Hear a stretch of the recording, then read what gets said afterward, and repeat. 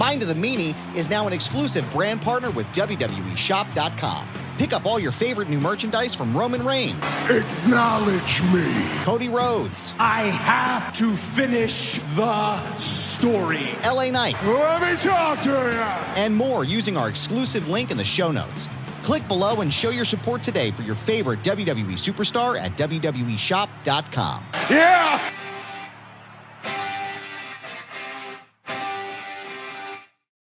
Dr. Fisher's Medical Weight Loss and Aesthetic Centers, along with Mind of the Meanie podcast, presents Meanie Mania, the pay-per-brew kickoff event, Thursday night, April 4th, 7 p.m. to 2 a.m. 21 and older to attend with no cover at McCusker's Tavern on the corners of 17th at Shunk at 2601 South 17th Street in South Philly. Come hang out with ECW Original and WWE alumni, the Blue Meanie, at his favorite bar on the planet, McCusker's Tavern. McCusker's is the perfect spot to kick off your Mania week and go to for a pre- and post-wrestling event hang. Remember, McCusker's is cash only, but they do have an ATM on site. Lyft, Uber, and taxi services are highly recommended to and from McCusker's. 7 minutes from Lincoln Financial Field, 10 minutes from the 2300 Arena, and 15 minutes from Center City. Meanie Mania is also brought to you by Dr. Fisher's Medical Weight Loss and Aesthetic Centers on 2543 South Broad Street in Philadelphia. Go to bodybyfishernow.com. That's bodybyfishernow.com. Mind of the Meanie podcast drops every Monday morning at 6 a.m. and find our entire archive at mindofthemeanie.com. Meanie Mania, the pay-per-brew kickoff event, Thursday night, April 4th, 7 p.m. to 2 a.m.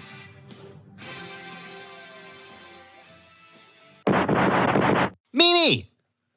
Yes, sir. This episode, I want to let you know at the top of the program here, this episode is brought to you by the Spring Cleaning Champions, our friends at Manscaped. That's right, this season, make sure to groom your carpets and the drapes with the leaders in below-the-waist grooming. Clear out that winter bush with Manscaped's Lawnmower 5.0 and watch your confidence bloom like the springtime flowers Courtney just planted in the garden. Embrace the season and join the 10 million men worldwide who trust Manscaped with our special offer. Go to manscaped.com right now and use promo code MINDMEANIE for 20% off plus free shipping. And Meanie, I want to know, what was it life like for the little blue guys before Manscaped?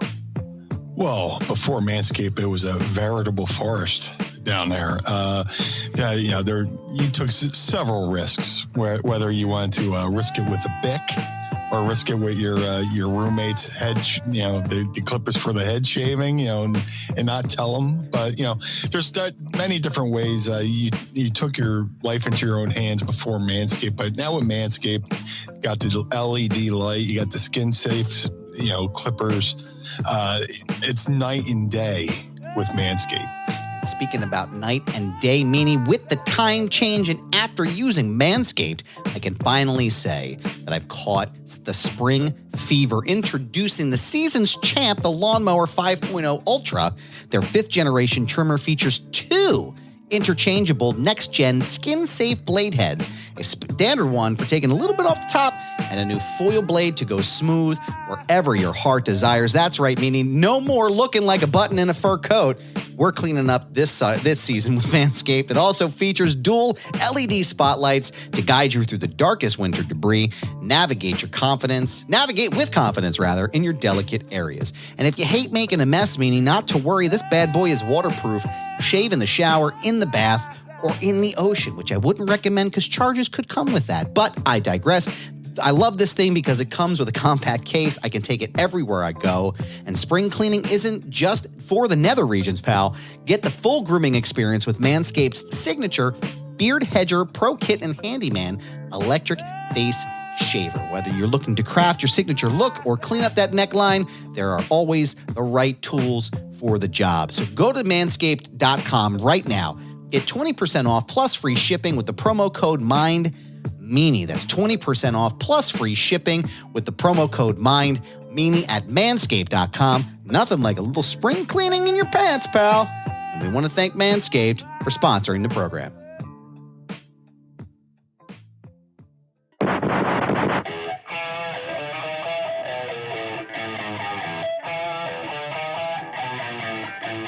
This is the Mind of the Meanie here are your hosts, the Blue Meanie and Adam Barnard. Peace, world, and welcome to the Mind of the Meanie, a weekly peek into the world according to former WWE superstar and ECW original, the Blue Meanie. We'll cover wrestling, music, movies, sports, and lots of useless knowledge, all contained in the Mind of the Meanie. I'm your tour guide, Adam Barnard, and he is the Blue Meanie. Meanie, what's on your mind? It stinks in here. It fucking certainly does. Fuck, man. It fucking smells. Dude. It's like farting up a storm in there? What's going on? Brother. So we finally went to Federal Donuts. Oh my God, I know. And it's amazing, but like, I don't know what they put in the grease. I don't know what's in the grease in their donut. They're like, the other day I got me and Mrs. Meanie 2 breakfast sandwiches and a half a dozen donuts. Try them out. And brother, not saying that, not saying it's bad, but it gets you running more than Dunkin'. It's just like, ooh. Lord Almighty, here it comes. Yep. Yeah, bubbling crude, man. Just Jed's a millionaire. But, he struck oil, boys. We did it. Christ, man. What?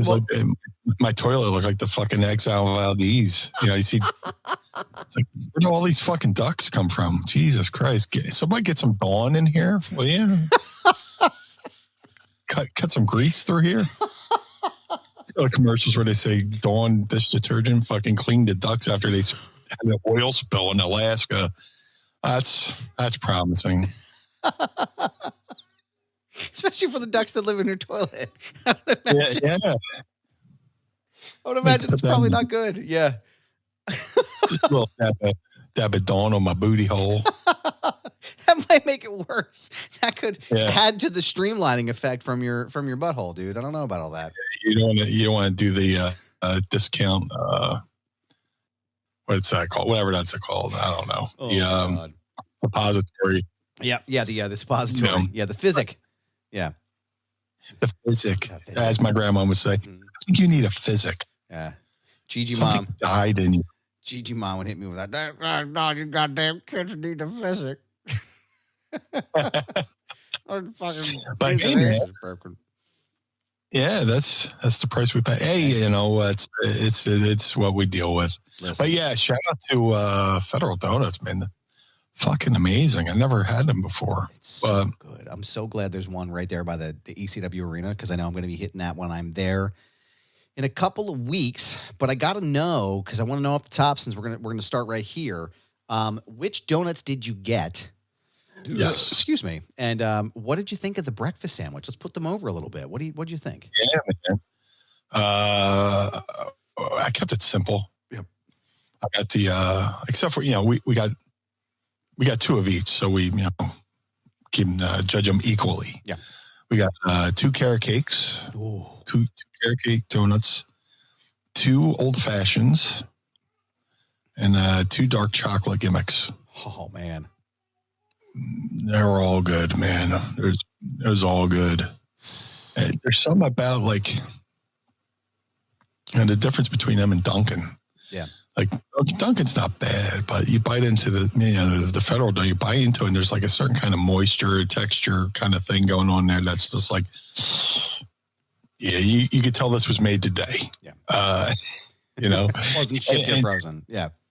Yeah. They got this Federal Donuts is like huge. It's like, they got I think this new one is a distribution center for the Wrestle Ones of Philly or something like that. But because there's a big ass kitchen like right behind them and stuff like that. For the breakfast sandwich, we got the early bird. Yeah, dude. Minus the pepper relish. I didn't feel like dealing with a spicy beehole. I just wanted to, taste chicken and taste some egg, and comes on a nice potato roll. So it's like twice twice fried chicken on a fried egg, and inside the egg is like melted cheese. Mm-hmm. So you're biting the egg, and the cheese just fucking goops out. It's a hefty sandwich too. So good. It's a little pricey, but worth it. It's like a $10 sandwich, like $10, but brother, worth it. And when I was there, I was talking to the lady at the counter. I was like, hey, you guys open at just the right time. She was like, oh yeah, WrestleMania's in town. I was like, yeah, but right next door, you're going to have events. Yeah. From like Wednesday through Sunday. And she said they're, discussing, trying to have a little bit longer hours because they're only open till like 3. Yeah. Yeah, they close they're at like 3 7 or 4. to 3, which to me, it seems like the perfect job. Honest to God. You're done at 3 and you got the rest of the day, do whatever you want, But, yeah, just loved it. The donuts were great. The breakfast sandwiches were great. I think they got regular old chicken sandwiches too, but yeah, they have a couple variations of them. They're very just the fried chicken sandwich. I think was the first one I ever ate there. Their location that was at 36 and Sansom they don't utilize that space anymore, but that was the first time I went there.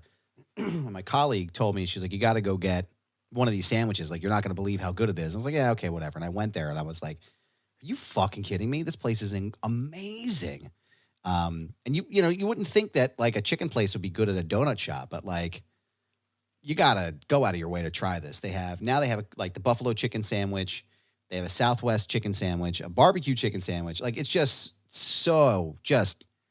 unbelievable stuff, man. I want that place to do well because I want to have variety in my neighborhood, man. Just, between, there's a while where, oh my God. Forget that. Scratch that. I forgot what I was going to talk about. But I just like having variety, if I want to have a, breakfast sandwich that's probably cooked right then and there, I want to be able to go to those guys and have one of their sandwiches, it's good, So, Federal Donuts is on point, man. And we're here to give you our food recommendations from WrestleMania week coming up. So right now they just transitioned to what they call their spring fancy donuts, which is the difference between what they do there too is it's a cake donut. So it's actually a lot thicker and moister than what you would get at like a Dunkin' who utilize or a Byler's over at Reading Terminal where they use the yeast donuts in order to make theirs. So that's a different whole different taste. But excuse me, what they have right now, their flavors, I'm looking at them right now. And if you're going to order them, like if you're in town, you can order ahead when they open. Especially if you're going to be close to the ECW arena, if you're going to be close to Center City, this place sells out even before Meanie is in town. Like the flavors, it's a really popular spot in Philadelphia. So you can go to federaldonuts.com and then get your order in the morning before they open. Carrot cake, cereal glaze, which has, they didn't call it this, but it's Fruity Pebbles on top of the donut. Chocolate orange, key lime pie, lavender, London fog, and something called a pastelito, which is a spiced cake donut with cream cheese and a guava glaze ring. They also have their classic donuts, which come in a cinnamon brown sugar, cookies and cream, and strawberry lavender. And then they have a couple of glazed donuts as well. Go out of your way. Seriously. Take it from the two of us here. Go out of your way to try them. And again, it'll be right there at the ECW Arena, 2300 Arena, during Battleground and also Icons and the events they're having there. So you have no excuse not to walk over and try it. Yeah, man. I will say, I'm looking at the chat here. Shout out to the Pod Squad, too, by the way, who's here with us today. And if you're listening right now and you're like, I really like the show, but I'd like it a little bit better if I could see you guys talking to me. You're in luck, Meanie. I'll have you know. You can sign up today at patreon.com/Mind of the Meanie. Tiers start at just $10 every month. $10. It's a trip to Wawa. So you can save that money and join us on the Patreon. You can see us every week live as we record. Andrew Bailey, a.k.a. Shackleford, says, I had the Federal Donuts coffee, and it was strong as hell, which was great. That's the only way to drink coffee. And the breakfast sandwich potato roll was on point. Yes, sir. Yes, it is. And Machete Von Kill, other Patreon member here, says there used to be a fried chicken and donuts food truck by the cannabis grow I work at. So good. Somebody needs to make a fried chicken and waffles breakfast sandwich. Hey, Federal, if you're listening, that's your guys' wheelhouse right there. So yeah, they have the means to do it. So yeah. I'm excited to go check it out. Like I said, I'm going to be I'll be down there with a bunch of my friends this week coming up. So their coffees are fantastic. The cold brew is great. Don't drink too much of it, obviously, because you'd be a little shaky. But they also have something great called a black and tan, which is it's a 16-ounce cup. It's half cold brew and half their draft latte. And let me tell you something, your back teeth will feel like they're floating from all the caffeine. So if you're trying to stay awake through WrestleMania's night 1 and 2, that's the place to go. But you'll be shaking like a dog shitting bones. shitting bones sideways. Oh, I'm so happy you gave me that, pal. But speaking of horns, this is going to be a totally random transition because I don't know how to transition out of that. But yeah, cause we got to talk about the big sports news, man. Yeah, Ohtani and the gambling, the betting saga, man. Have you heard about this since we last spoke? I have, but you're probably the better person to give the full breakdown. So if you're not familiar, for the uninitiated, the pitcher, Shohei Ohtani, who plays currently for the Los Angeles Dodgers, and his interpreter, I'm trying to pull up his name right now, Ippei Mizuhara, were essentially, like, there's a situation, trying to give you a Reader's Digest of this. It was discovered that Mizuhara was paid out like a debt of $4.5 million to a bookie in California or somewhere else to cover a gambling debt. Now it's alleged, it's starting to look like Ohtani had a little bit more about this than he previously was aware. Because initially he said he wasn't aware of this. And Mizuhara said that Ohtani lent him the money, this $4.5 million, which, by the way, what a fucking friend to lend somebody $4.5 million. Hey, bud, can I get a cup of sugar? Can I borrow your lawnmower? Oh, yeah. Do you have $4.5 million that I can borrow? Why you got that sugar and lawnmower? Barnard. So Mizuhara transferred the funds, according to ESPN. Mizuhara gets the funds from Ohtani, transfers it to this bookie to pay off the debt, and then does a 90-minute interview with ESPN after that and starts talking about the case. The spokesman then, Ohtani, turn around and say, that's bullshit. We didn't know anything about this. And then they fired this guy.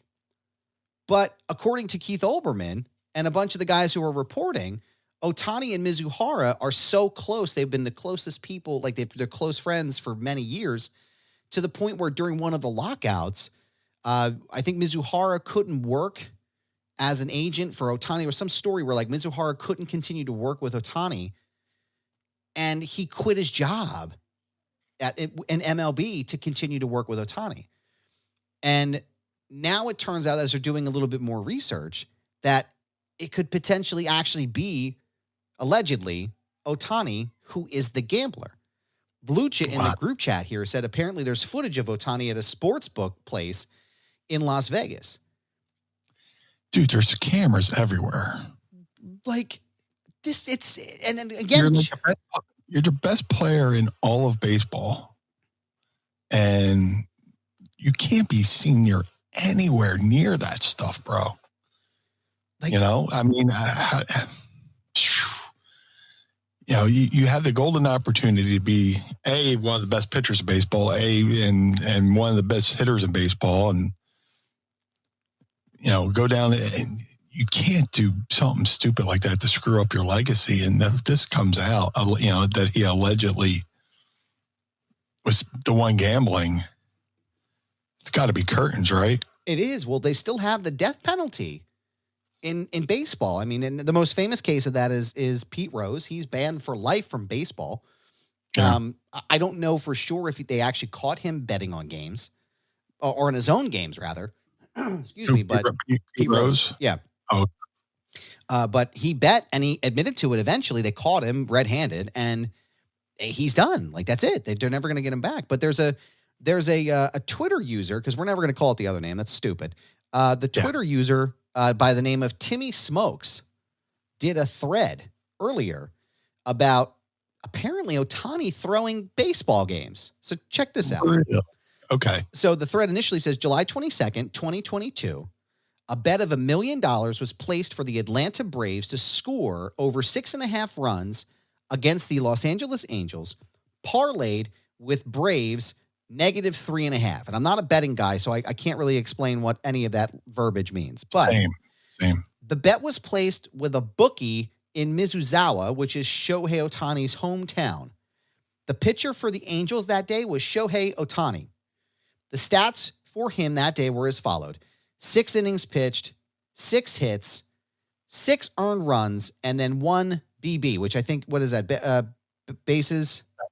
Base on balls. Base and balls. At the plate, 0-3 with 2 strikeouts. Was he throwing games? I'll let you decide. July 4th, 2023, a bet was placed in the same hometown with the same bookie for $4.2 million on the over for the Padres run total. Guess who was pitching? You guessed it, Ohtani. 5 innings pitched, 5 earned runs while going 0-3 at the plate.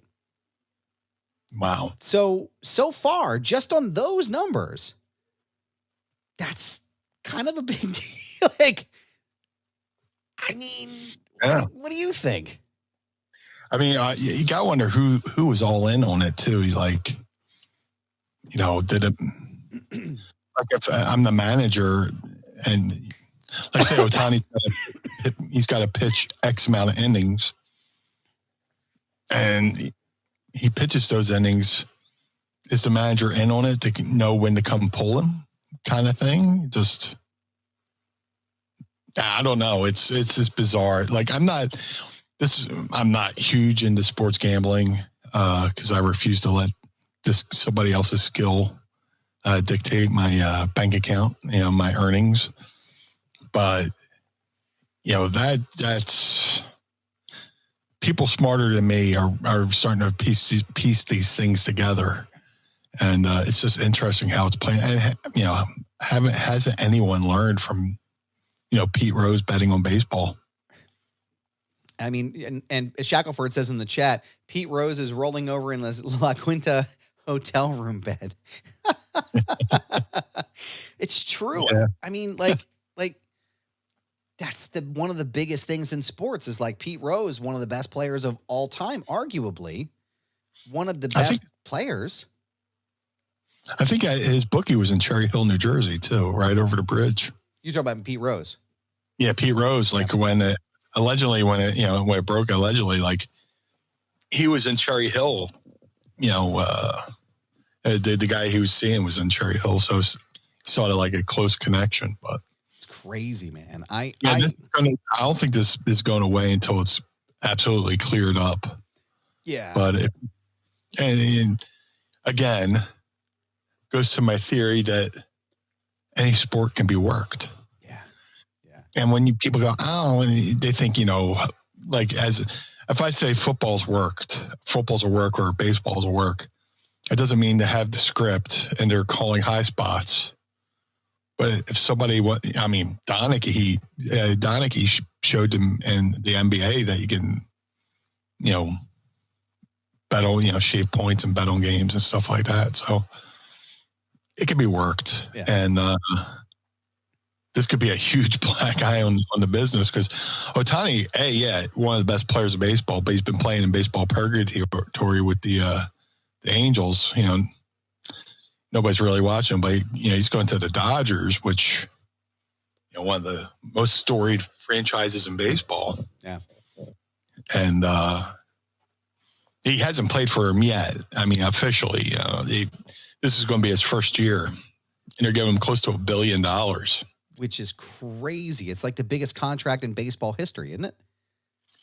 Yeah, it's smart the way they did it. Like they backloaded it, so like he can retire and they could pay him, and he doesn't have to pay the California tax or something like that.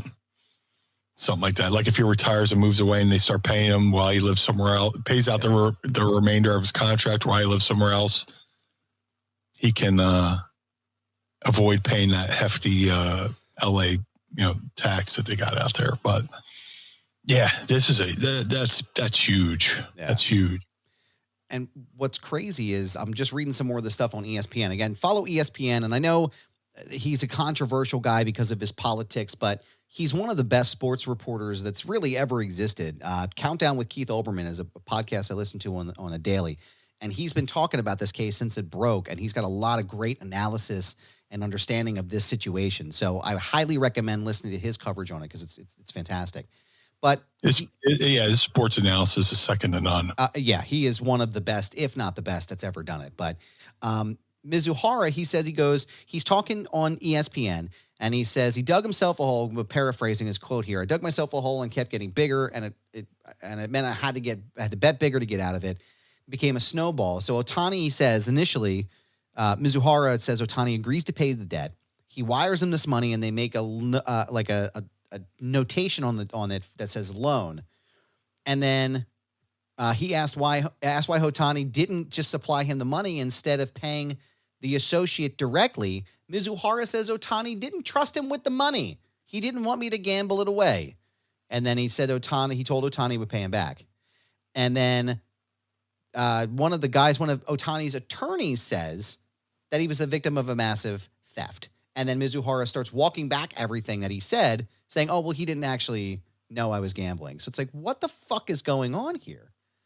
Guys, get your fucking shit together. See, like, if you have a story, get it fucking put together first before you go out there and start popping off at the mouth about shit. I think the word is corroborate. Corroborate the story, fellas. Get your shit together. Jesus, this is a mess. And Lucha says in here, he says he's a tremendous draw. Ohtani's a tremendous draw. He's the reason why I went to a Mets game in the past season. I mean, he is. He's like probably the biggest name in baseball right now. And I mean, before this, now he is for sure. Now he's a household name. But brother, if he gets caught, if this comes out that he's fucking the one gambling, it's lights out. That's it. Yeah. There's no, and like you said, the whole thing's been a mess. Where he said it was a loan, and then, oh no, it's a theft. And yeah, guys, get your shit together. Yeah.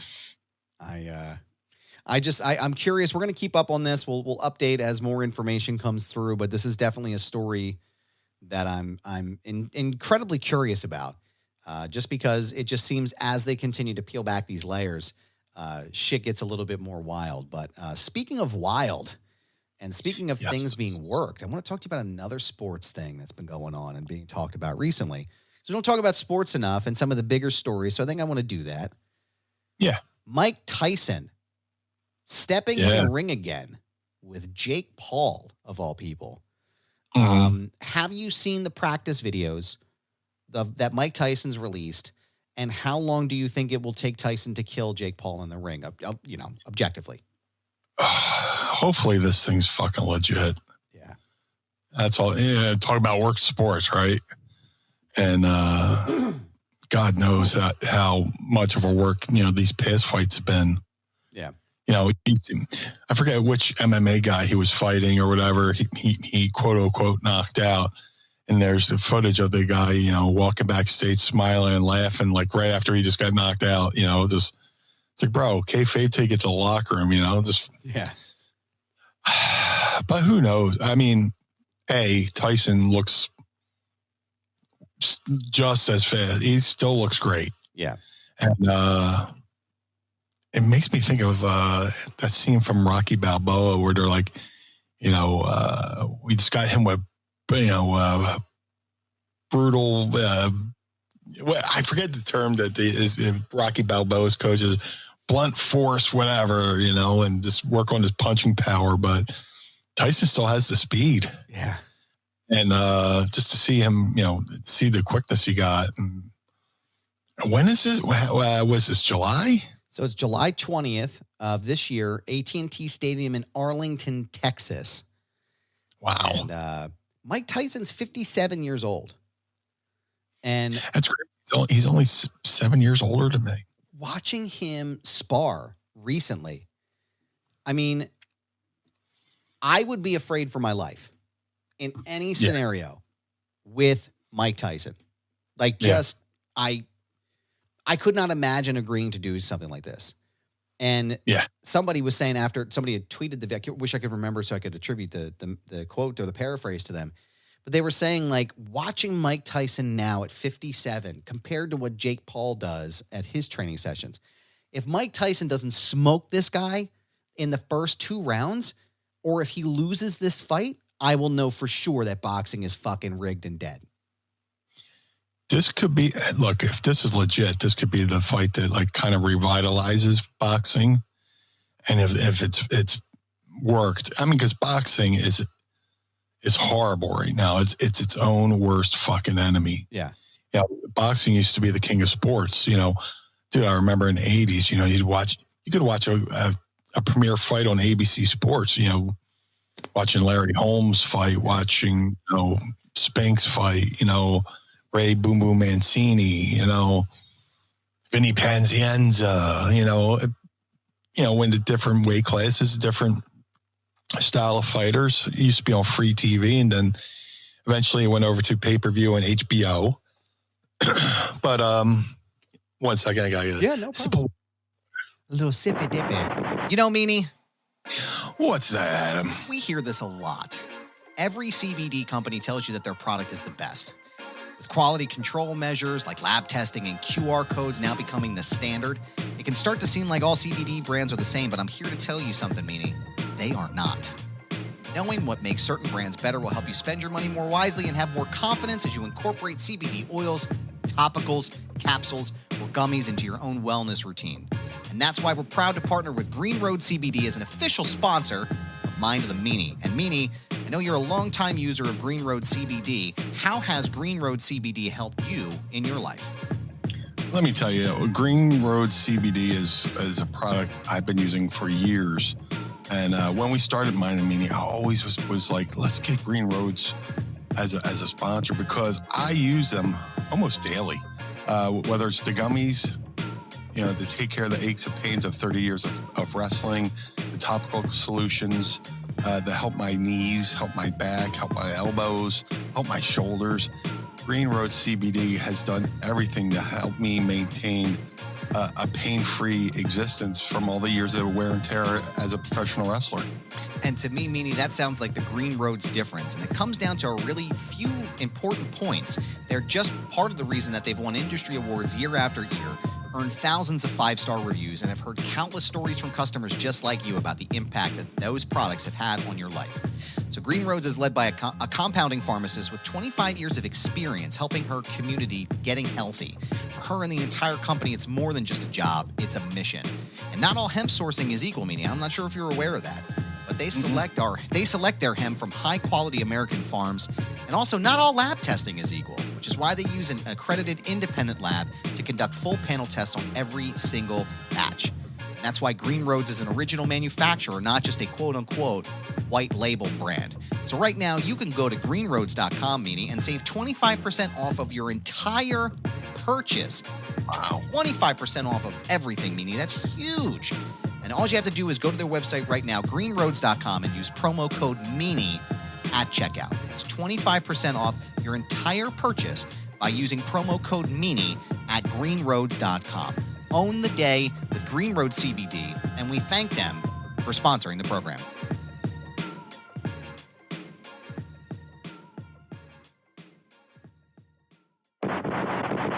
Machete, I'm going to get to your question here, too. Machete's asking questions in the chat box, which you could be reading right now if you were watching us at patreon.com/mindofthemeanie. We're going to talk about that because I do want to bring up the Tyson Holyfield match that Machete just referenced here. But go ahead, Meanie. Yeah, it went from being on free TV like ABC, and then went, to pay-per-view, and then you would see it on HBO like a week later. Yeah. And then it just kind of disappeared. It dissipated. There was the Klitschko brothers who seemed to have dominated boxing, for a while. And it just, kind of went away. It's coming back a little bit now. What's that guy that's named the Gypsy King? Tyson Fury. He's kind of bringing it back. But boxing needs to do something to get out of the shadow of the UFC. Yeah. UFC is like, as far as combat sports, the number one combat sport. So, if they can pull this off and have a legit bout, it could, bring attention and have people go, man, I miss boxing. It could be mutually beneficial if, Netflix, just picked up WWE. They're going to do weekly TV with WWE. Now, if they can go into boxing and, you get, have people subscribing, the Netflix just for the boxing. Yeah. Even if they subscribe for a month and cancel, it's still something, right? Yeah. So, this could either help boxing or it could further push it down the ladder of, a once great sport that's become a joke, kind of. And that's kind of, it's, it's, there was a time where I thought that boxing was kind of on the up for a period, probably like the early 2010s at that point, like maybe around the time that Canelo fought Mayweather. I thought like maybe something would be different there. But I remember watching a lot of the Tyson fights in the 90s. That was a thing. Like we would get the pay-per-views and we would have our friends or we would sit and watch them. We watched Tyson and Holyfield 2, I think, was when the ear bite happened. We got the Tyson and Bruce Seldon fight the night that Tupac got shot. And then Bruce there was Seldon from Atlantic City. Yeah. Yeah. And then there was another one. Somebody was giving low blows to Tyson. I can't remember who it was. It wasn't Bruce Seldon, but there was another boxer who we got the fight and they kept low blowing Tyson and they got disqualified. If anybody out there is listening, Pod Squad, please let me know. I can't think of it off the top of my head, but it's a shame because I watched those fights religiously. Yeah. Dude, boxing was so fucking exciting back then, man. It was so much fun to watch. Yeah. And I don't know, man. It's just, it hasn't, like you said, it hasn't evolved. It hasn't done anything to make it like be exciting as it used to be. And I think it's because a lot of those bullshit calls that happened with the referees and a lot of the other stuff. It's like kind of kicking yourself in your ass. As a kid, I stuck into the Holyfield Foreman fight. No shit. Yeah, me, I have a bunch, like, just a kid in Atlantic City, and I was like, I lived like 3 blocks from Trump Plaza, 3 or 4 blocks. I knew the fight was in town. I was like, let me go walk down there, bullshit, walk around, look. I always had a good way of navigating, and there's just like the thing with the horses, like the barricade, people on the other side, and celebrities coming through, and that's where I met John Bon Jovi. I chased John. That's the night I chased John Bon Jovi's limo. But after that, I was walking my way back to Trump Plaza from whatever it used to be the Playboy, then it was Atlantis, then it was Trump something, where John Bon Jovi went to go back to his hotel. So I'm walking back from that. I run into my friends from school. We're like, I was like, oh, yo, what's up, dude?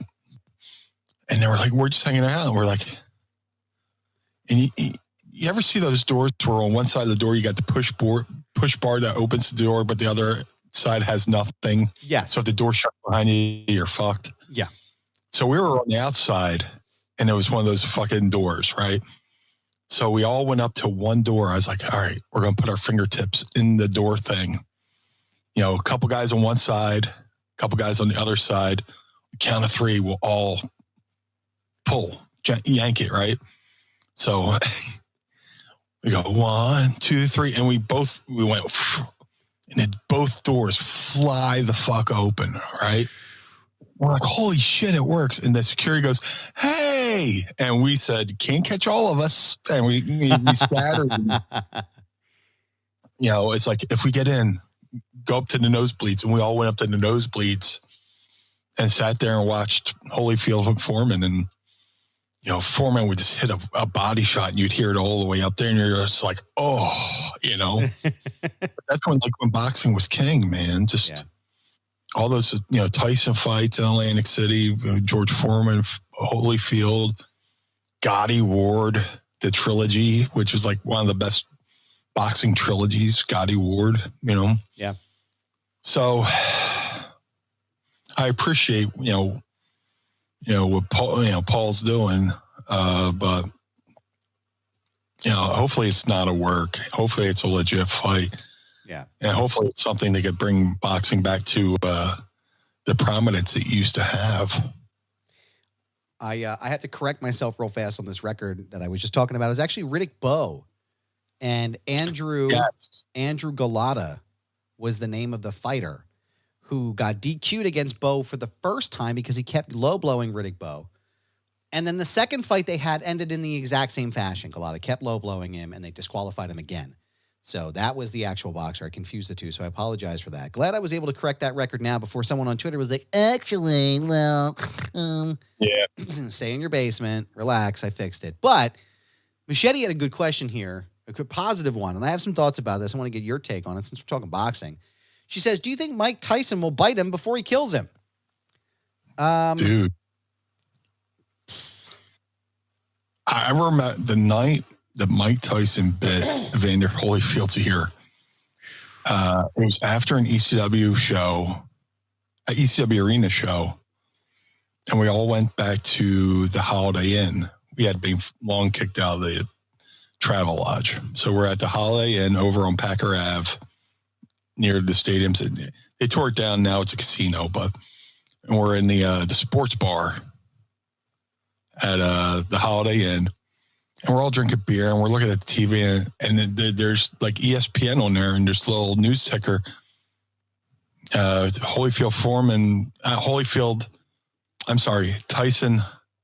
Holyfield ends in disqualification when Mike Tyson bites. And we were like,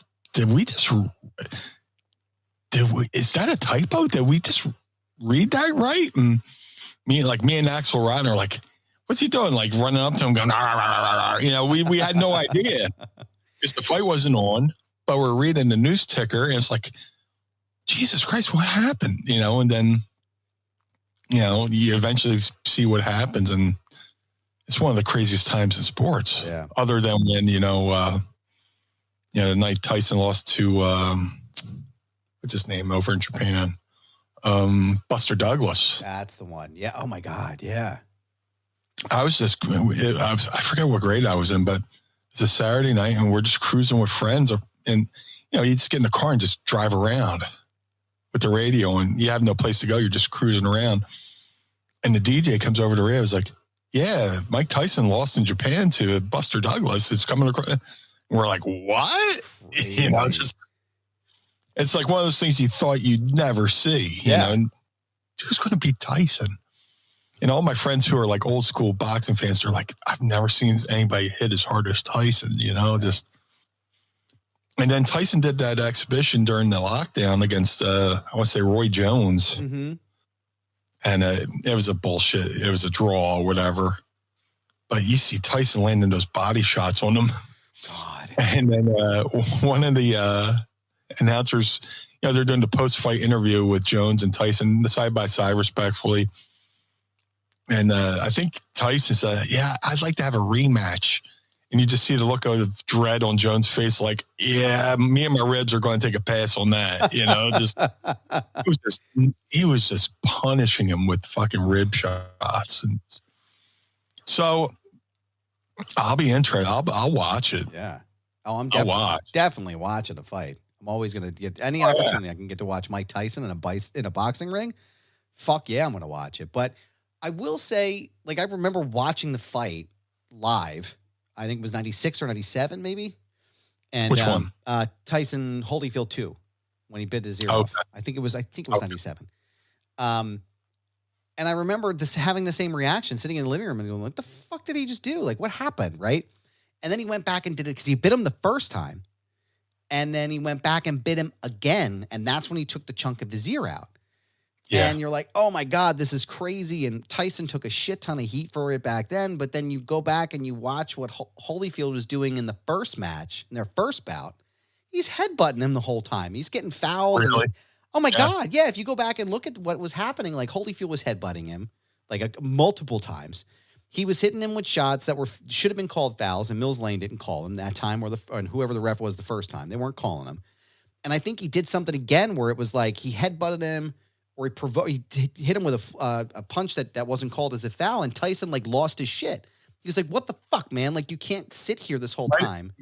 It might have been like a rabbit punch behind the head or something like that. Yeah, it was like I forget what it was, but finally set him off, and he was like, "I don't know what to do, so I'm just gonna bite him." And it's like, dude, you can't bite the other guy, but like, I can certainly understand the frustration you're feeling in the ring.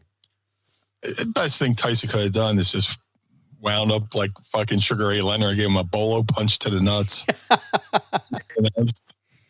Man, go tit for that, instead of, talk about a receipt, dude. I got the phrase stuck in my head of Holyfield donkey punching Tyson, just fucking donkey punched him right in the back of the head. But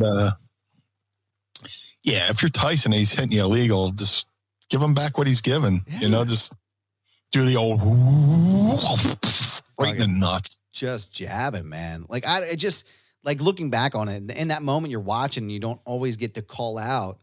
You don't always see what's happening, right? And then you have somebody, however many years later, almost 30 years later, watching the fight, and you're like, I totally forgot about the headbutts until you just mentioned it. I was like, yeah, that totally did happen, didn't it? And he kept doing it, and they didn't call it. And it's like, I get it. Like, I understand why he would be so frustrated in that moment and not really, like, imagine being in the ring and being like, I'm hitting him as hard as I can. He's not falling down. He won't stop doing what he's doing. What am I going to do to make this guy stop?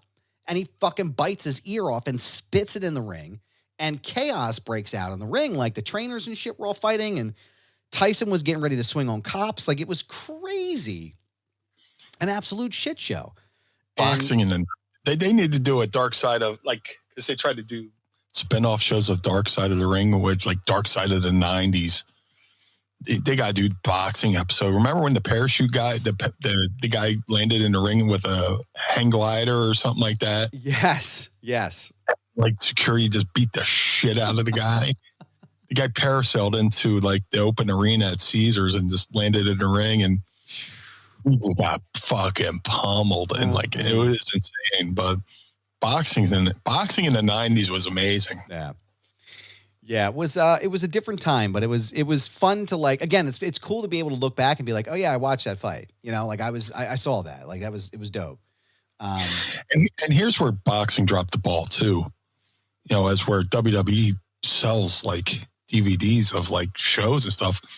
None of these fights exist on DVD or anything like that. Where, I mean, you might catch it on YouTube, but they were smart. They would just monetize and sold like DVDs, do box sets. You know how many DVD box sets they sell of the Gotti versus Ward, trilogy.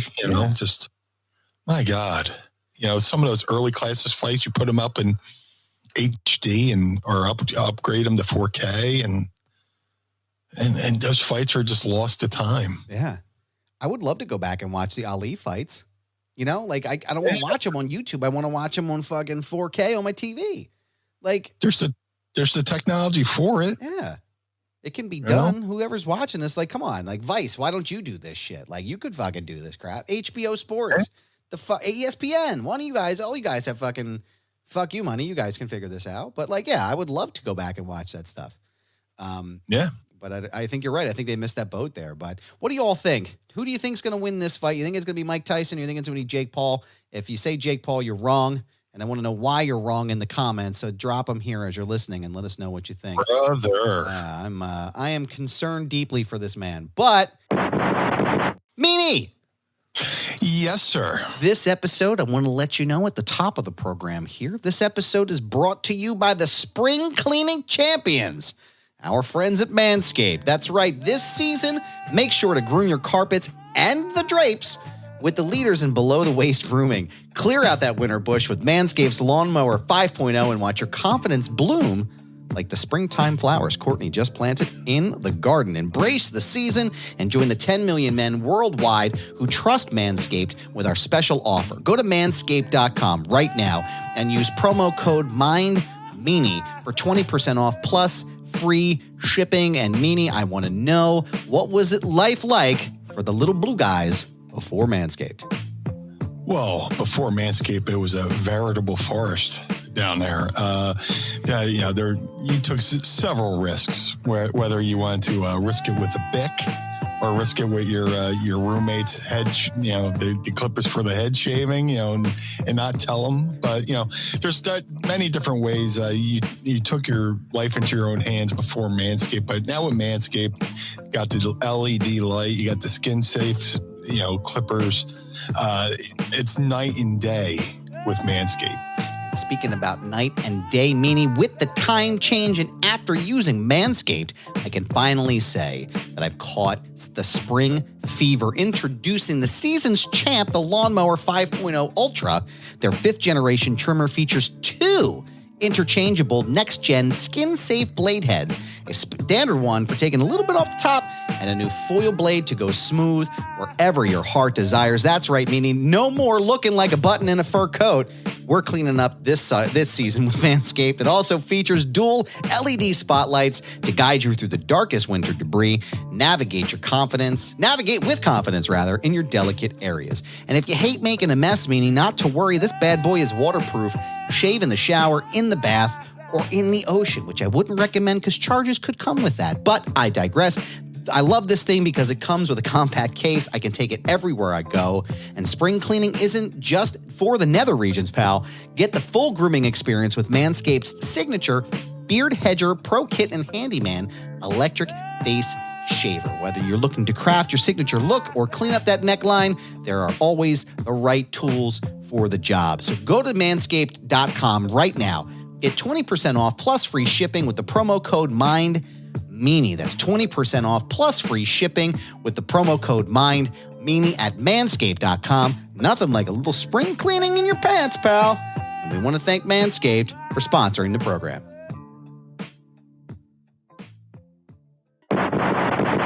One thing I'm not concerned about, Meanie, is the fact that I'm going to ask you a question. What's that? Are you ready to ask, Meanie? I would love to. It's time to ask me anything. Ask me something. Yo, cause. I can't remember what regular air smells like. Don't forget, I got to fucking figure out how to loop them. Don't forget, tweet us your questions using the hashtag AskMeanie, and you may hear them on the program. So, Meanie, what do you have for us today in the seltzer department, sir? I know this might come as a shock, but I have the Bellevue pumpkin pie thing. The only thing that sucks is the fucking bottom blew out of this. I think out of the whole case. Maybe that's why it's 78 cents a case, but I'll just down it. You know? Man, that's not good. I actually went a little bit different here, and I went with a Zevia today. Also, shout out to Audrey, my daughter, who painted my nails purple the other day. I still haven't cleaned them off, but I got a root beer that I brought from work. It's like soda it's guilt-free soda. So I'm gonna go ahead and crack this. I'll see if I can Sandman it today without spilling too much. 3, 2, 1. Oh yeah. Well, I needed a little bit of help on that one. Yeah, me too. All right, pinkies up. Up. Oh yeah, guilt-free root beer, brother. It burns. Oh man, that was good shit. But yeah, man. All right, Matt from Dover wants to know, hey, Meanie, have you ever played 7 Degrees of Separation with Kevin Bacon? Or 6 Degrees of Separation with Kevin Bacon? It's supposed to be 6 degrees. 6 degrees, yeah. And I am 1 degree. separated from Kevin Bacon. How, sir? I was in the movie with Mickey Rourke. Mickey Rourke was in the movie Diner with Kevin Bacon. That's right. That's how I forgot about Diner, but because he asked me the other day, can you connect the blue guy to Kevin Bacon? And I said, yes, of course I can do that. And I went, how did I do this? I went, Blue Meanie was in The Wrestler with Mickey Rourke, who was in Iron Man 2 with Gwyneth Paltrow, who was in Seven with Brad Pitt, who was in Sleepers with Kevin Bacon. And that's how I got there. So you were much faster than I didn't realize you were one away. But I had a way more convoluted version. I forget how I used to do it. And I was like, oh, Mickey was in Diner with Kevin Bacon. You could pretty much trace anybody. If you've never seen the movie Sleepers, you can pretty much trace anybody from any movie back to Sleepers with Kevin Bacon. It's just like Robert De Niro, Brad Pitt, Jason Patrick, Minnie Driver. Like there's this fucking crazy cast in that movie. So yeah, you can definitely do all of that. Let's see here. We got RJ Krasinski. What's up, RJ? What up, RJ? RJ wants to know, do you think the Giants and Eagles rivalry will be bigger now that Barkley is an Eagle? God damn, sorry. God damn. Tastes better going down. But I still think it'll be lopsided, you know. What are they going to do? Boo? Oh, boy. Yeah, the Giants fans are going to boo a little bit louder. See the clip where Saquon Barkley was driving to go sign his contract? They had like a 9-minute video on the official Eagles page of like him driving there, signing with his everything. And he's like, my daughter, I told my daughter I was going to the Eagles, and she said, does that mean we're going to win now? It's like, oh, man. How do you come back from that? Are we going to argue with a kid? And the cutest thing is when Saquon was doing went to his introductory press conference. Yeah, he walks in with his daughter, and she goes to sit down, and he goes up. She sits in the auditorium. He gets behind the thing and goes, how's everybody doing? And she goes, I'm doing okay, Daddy. It's the cutest thing in the world. I always like Saquon, man. Yeah. I wish we could have had him from the beginning, but that's how the draft works, you know. Yep. The Giants had right ahead of the Eagles. Or I don't. Before somebody goes, oh well, actually, I forget what that order that year's draft was, but I was hoping we would have gotten Saquon. But historically, the Eagles never take running backs in the first round anyway. So, but we got him now, and dude, I'm excited. I don't talk too much online about sports anymore just because I don't feel like dealing with the fucking arguments. You argue with somebody for 6 hours and all you get out of is fucking aggravation, and anxiety. And then you just end up deleting the whole fucking thing anyway, Yeah. Back in the day, early days of social media, I used to like to argue with somebody and constantly like say something and have them reply. And I would just go and delete my reply so it looked like they were yelling at nobody and make them look like a crazy person. Just talking shit to themselves. Yeah. Yeah. I would just reply with something totally goofy. Yeah. And they replied to that. So if somebody went back through the thread and just saw this person yelling at nobody, it's just like, what's with this guy, But it's not worth it anymore, Luck of the Juice Box, our friend Primetime Grape says, Sir Meanie, no question this week, but I'd like to tell you that I often do the Meanie dance at work. My boss and I have dance breaks sometimes and have gotten him and customers doing it now to music we have playing. We've also farted doing it before a true tribute. Tribute. Yeah. Dude, that is very kind. Thank you, sir. I like when anybody... Because the Meanie dance was a mistake, right? Just Paul Heyman was like, can you dance? I went, yes. Can you dance, Meanie? my head's going yes, and my brain's going no. You know, anytime I dance, somebody tries to hold down my tongue, they think I'm having a fit, or revulsing. But yeah, I was doing the raise the roof, and then I just got sloppy with it, and just made it my own thing. Somebody online sent me a clip once. They were doing a commercial for the New York State Lottery, and it's supposed to be at a hockey game. All the people bust out, in the aisleways doing something, and the guy pointed out where he did my meanie dance in the commercial for the New York State Lottery. So no shit. Yeah, anytime somebody does like a version of the meanie dance, I pop with pride. So that's pretty cool. So thank you, Mr. Juice, Mr. Pride Time Grape. Our friend of the show, Carlo Carlson, who consistently makes us great Photoshop photos of the episode each and every week. They're fucking fantastic. You should throw him a follow if you don't follow him already. They're great stuff. We appreciate you, Carlo, good sir. He says, hello, Blue and Goob. I'm just sitting in the parking lot right now contemplating a question to ask the Blue Meanie. Here's what I got. Blue and Goob, what are your favorite party appetizers? Me personally, I'm a fan of pigs in a blanket. Thanks, and enjoy this random off-brand Photoshop, which appears to be us as as the Rock and Roll Express, which is fucking great. So you can see that online right now on our Twitter. I'm going to retweet that right now. Follow us at Mind of the Meanie, and you can see that beautiful piece of art there. But Blue Guy, what's your favorite party appetizers, brother?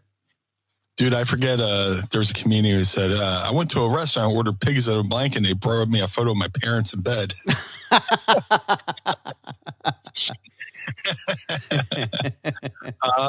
Party appetizers.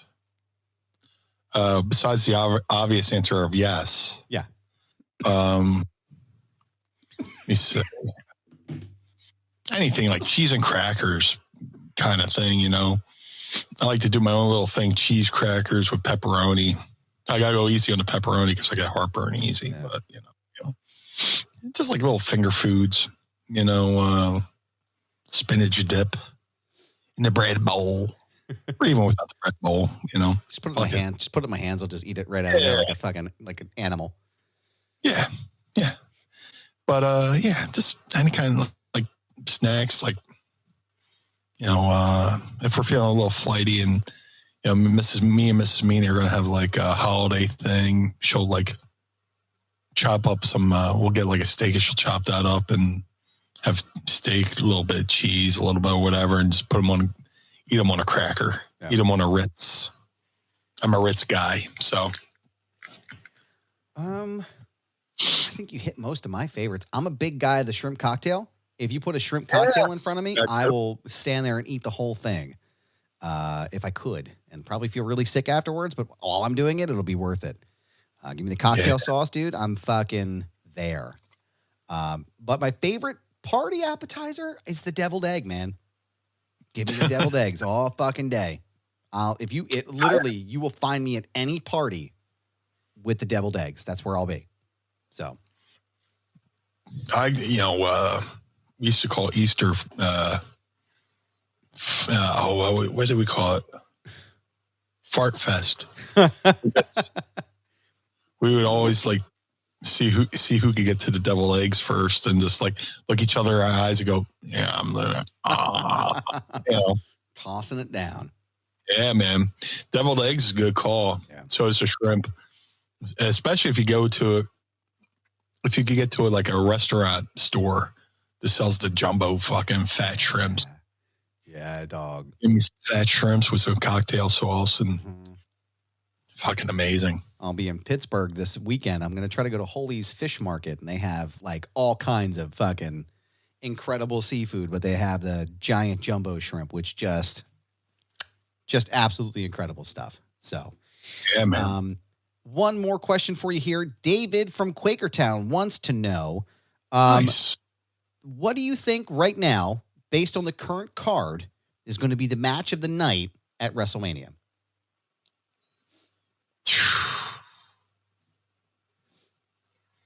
Well, night 2, I'm sure it's going to be Cody and Roman. I've been saying that, this WrestleMania is essentially Rocky 2. Yeah. But I don't know, man. I don't know. I always make a prediction, and it turns out there's always that sleeper match that just comes out of nowhere. Have they announced the whole card yet? Have they finished with the lineup yet? Or I'm not sure. I think they announced, like, the most recent ones were Gunther and Sami Zayn, Jimmy and Jay, and I think they have this like the 6 or 8 man tornado tag, whatever they're doing with the tag team titles. Yeah, which I think that's going to end with them splitting the titles. Like, I can't imagine they're going to, like, I think one team's going to win Raw and one team's going to win SmackDown. I think that's how they're going to get away from that.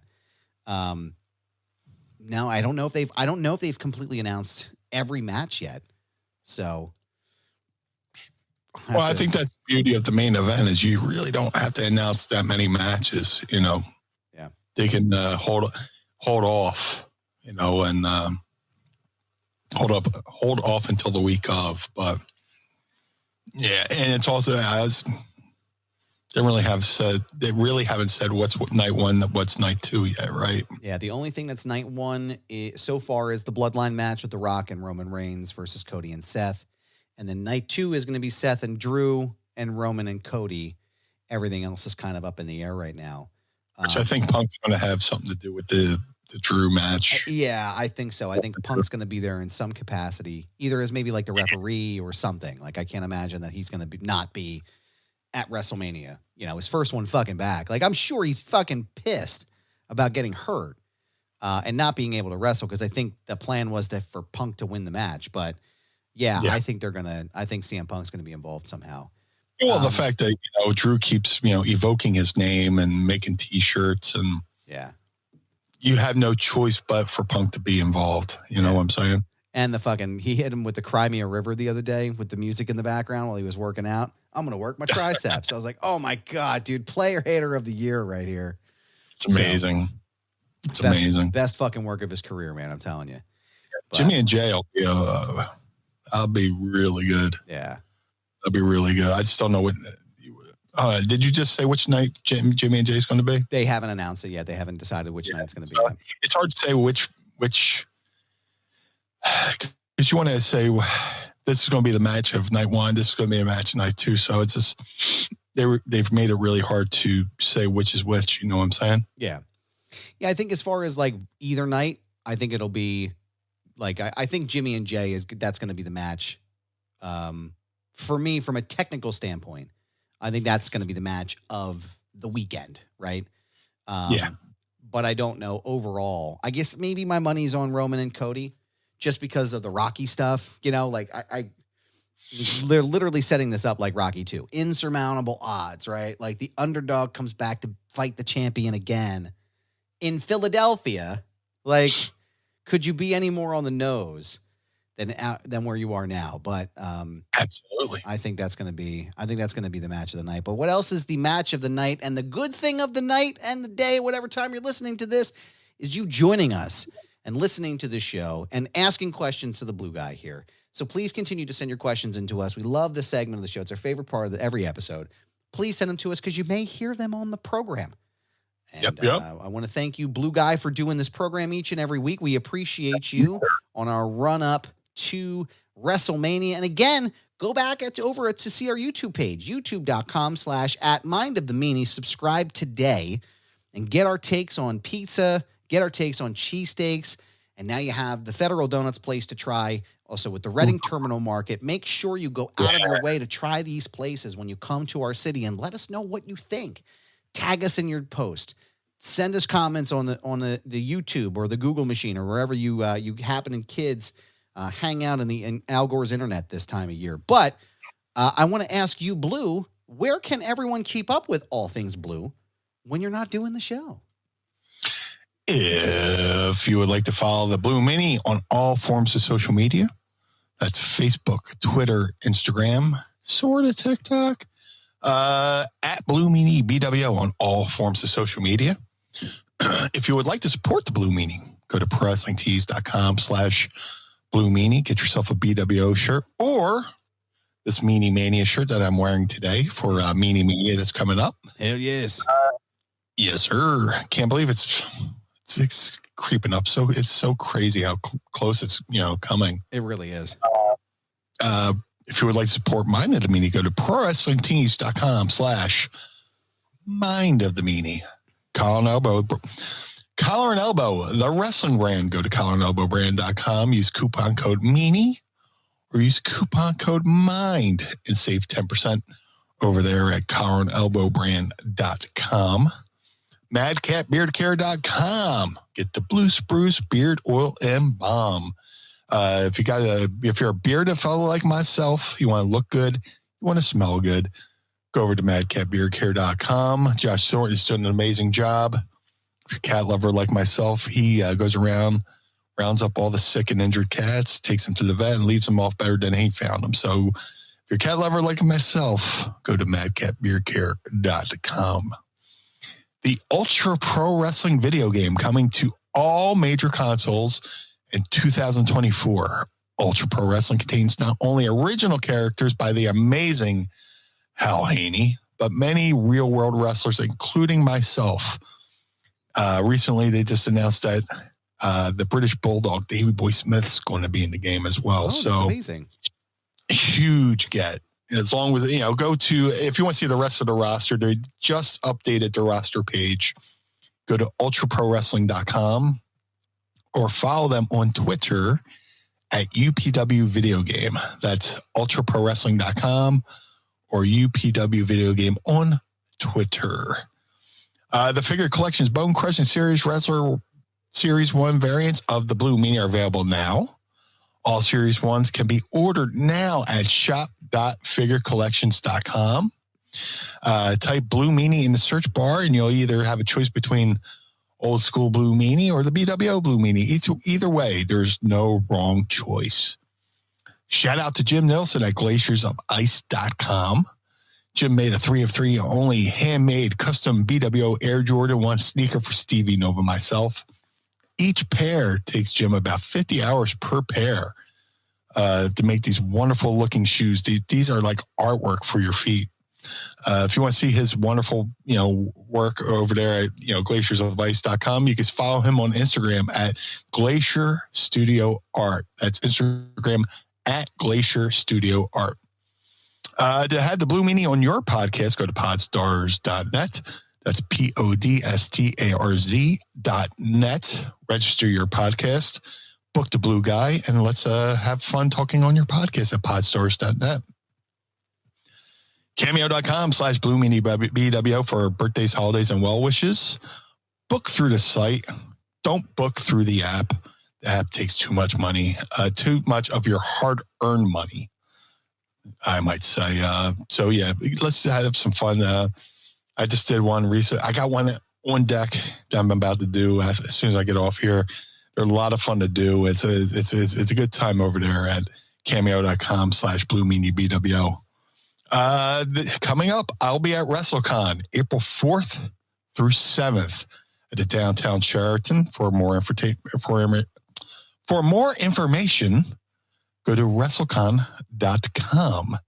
I'll also be at the 2300 Arena Friday, April 5th for Battleground Championship Wrestling. I'll be there for the block party and Tribute to Extreme, the show Friday night. I'll be there, the official host for the evening. And then also my event presented by Dr. Fisher's Medical Weight Loss and Aesthetic Centers, Mind of the Meanie podcast, and also a brand new sponsor, A2DRadio.com. That's A2DRadio.com, which stands for Agree to Disagree Radio. They do a really good job over there doing sports talk. Shout out to Michael Chromiak, a.k.a. Chrome, for hopping on board and sponsoring Meanie Mania, your paper brew kickoff event, Thursday night, April 4th, 7 p.m. to 2 a.m. No cover, 20 and older to attend at McCusker's Tavern on the corners of 17th and Shunk. That's 2601 South 17th Street in South Philly. For more information, follow me on all forms of social media. It's going to be a great time. It costs nothing to come along. I think I'm one of the events actually not charging anything to get in. Only thing you have to do is come in, let's buy some beers, and talk wrestling with other fans from around the world at Meanie Mania. So as that's coming along, as we're waiting for that, Mr. Barnard, where can we find you, sir? Oh, me, sir. Well, thank you very much. I appreciate that. You can find me on Instagram, Twitter, TikTok, and Threads. You can find me at the user handle. This is Goober. Yes, it's my handle. No, I'm not changing it. It's a brand, pal. You can also find me at Foundation Radio. You can go to youtube.com/@Foundation Radio. Uploading all of my Foundation chats from my archive. This week, I just released my 2021 conversation with my friend and colleague, Robert Costa, when his book Peril came out about the 2020 elections and all the incidents and stuff that happened around that time. Also coming up, we have Shane Taylor from Ring of Honor and AEW. We have that was my conversation with him from 2021. Also my first conversation with Eric Bischoff. And then as a YouTube exclusive, I went all the way back into my archives from WCUR 91.7 FM from my college radio days and dug up my conversation from 2011 with Jackass's Bam Margera. It's the only place you'll ever find it on YouTube. I had not listened to the episode. This is the first time I listened to the clip since it aired all the way back in March of 2011. It's ridiculous. It's a wild time. It's lightning in a bottle from that time. So go ahead and check it out. But the only place you'll hear it is at youtube.com/@Foundation Radio Pod. So go and check it out right now and subscribe today. And don't forget to subscribe to our YouTube channel here. youtube.com/@Mind of the Meanie. We got a lot of good shit coming up for you pretty soon. We're going to have a lot of great clips from the show. You can listen to every live episode. You can also hear Meanie talk about the mass transit incident. You can hear him talk about the pizza places that we want to eat at in Philadelphia during WrestleMania week. Lots of great stuff to find there. So don't forget to hit like, comment, and subscribe. The Feinberg Method. Use promo code Goober and save up to 20% off of your entire purchase. My trainer, Brad Feinberg, is ready to help you with your physical and mental wellness. So go to thefeinbergmethod.com and sign up today. Shout out for the homies at the 10th Ward Barbershop. I will be seeing them tomorrow as I record this.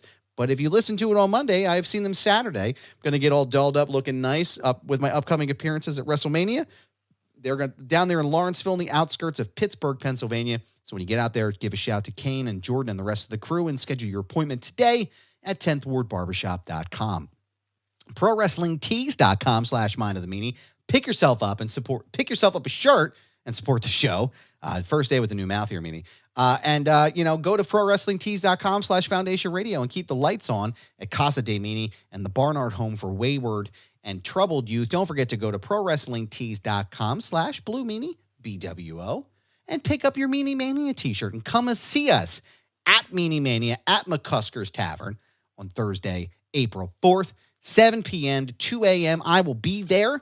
I have so much going on that weekend, but I wouldn't miss Meanie Mania for the world. So come and see us there. We'll be hanging out all night. Can't wait to see you guys. Patreon.com/Mind of the Meanie. Sign up today. Tiers start at just $10. And I have it on good authority, Meanie, that only a limited amount of the 2-pack, that's right, 2-pack, the Mind of the Meanie Wrestle Buddies that include the Blue Guy and yours truly still are available right now for purchase at brothersgaddor.com. So go right now. I don't know how much longer they're going to be available, and once the Adam ones are out, they are gone. So go and pick yourself up a couple of those as well, and you can beat the shit out of me if you want. If you don't like my takes on Mike Tyson, that's great too. But thank you for listening to the show. Don't forget to tell a friend, subscribe, leave us a 5-star review. We appreciate you. And Meanie, I appreciate you, sir. Thank you for your time. Appreciate you, sir. As always, for the Blue Meanie, I am Adam Barnard. Join us again each and every week as we take a trip through the mind of the Meanie. Peace.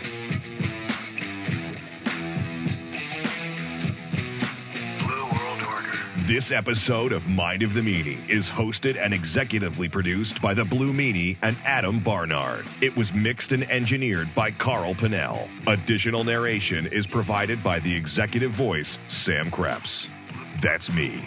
Our intro music was performed by the Swamp Candles. Our outro music was performed by Chikara. Additional musical accompaniment is performed by Enrichment. Follow us on Instagram and Twitter or X or whatever, at Mind of the Meanie, and become part of the Pod Squad by going to patreon.com/Mind of the Meanie. Find our entire show archive at mindofthemeanie.com. This has been a Butts Carlton media production. Butts Carlton, proprietor. Blue World Order. That was Blue Meanie's brain out.